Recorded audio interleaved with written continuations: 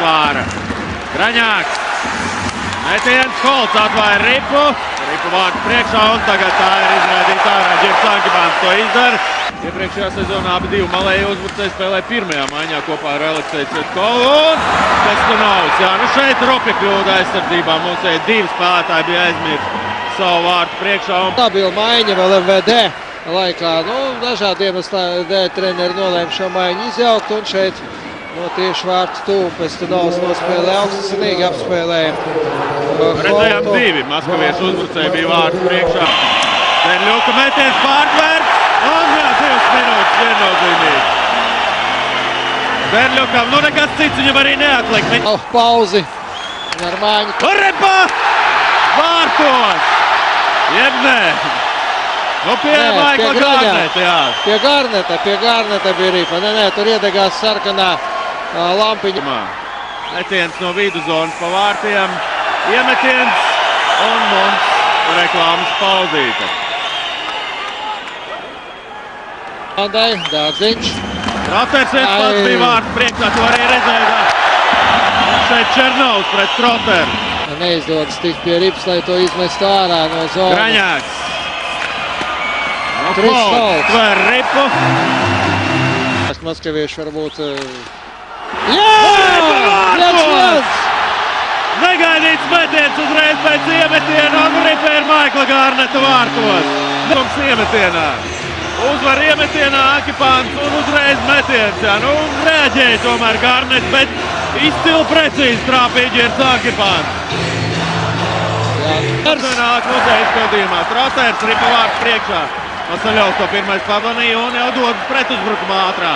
Mums paspēja atgriezties. Vasaļovs metiens tver.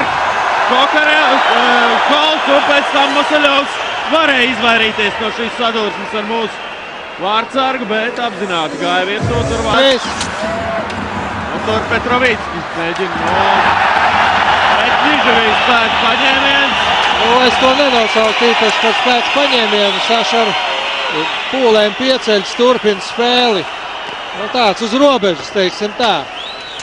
Un vēlreiz pret Niževiju tur zodē arī apusējis noraidījums būtu ieguvums. Un nepatika pieredzējušiem Kudašovam, kad Roberts Bukarts pret viņu tā nospēlē. Nu, redzam, Bukarts arī uzreiz saķērās. Pret viņu Niževijs. Var dot šeit. Un izsit ripu, izsit Garnets ar izsit ripu, kur tā šobrīd nav piespiesti. Ar pašu apmalu izlausties Petrovickim un te... Nu, ļoti Ropi šeit. Zainolins nospēlēja pret Holtu. Tiesneši kā ļoti mierīgi to uztvēra. Es domāju, ļoti labi redzēja, ko dara Ruslans Zainolins. Tur vēl Ugarova. Ekipējums metājs. Kris Holts tver ripu un tur Leonīds Komarovs ļoti aktīvi. Jā, bet tas bija cīņā ar Krišānu Redzi. Tur neviena nav pretējā laukuma stūrī. Tur kāds mums cīnās ar Vēļikovu. Saglabā mūsēja ripu. Un 2 minūtes par Ropību Kudašovam pret Rodrigo Laviņu. Klāt rokas Aleksējs Kudašovs, bet Laviņam tika nosist aizsarg ķiveri un 2 minūtes par Ropību. Ārziņš. Lauris pats laužās, atspēl atpakaļ Krišānis. Jā! Krišānis Rēdlis! Ripa vārtos un uzvar arī 4. play-off sērijas spēlē.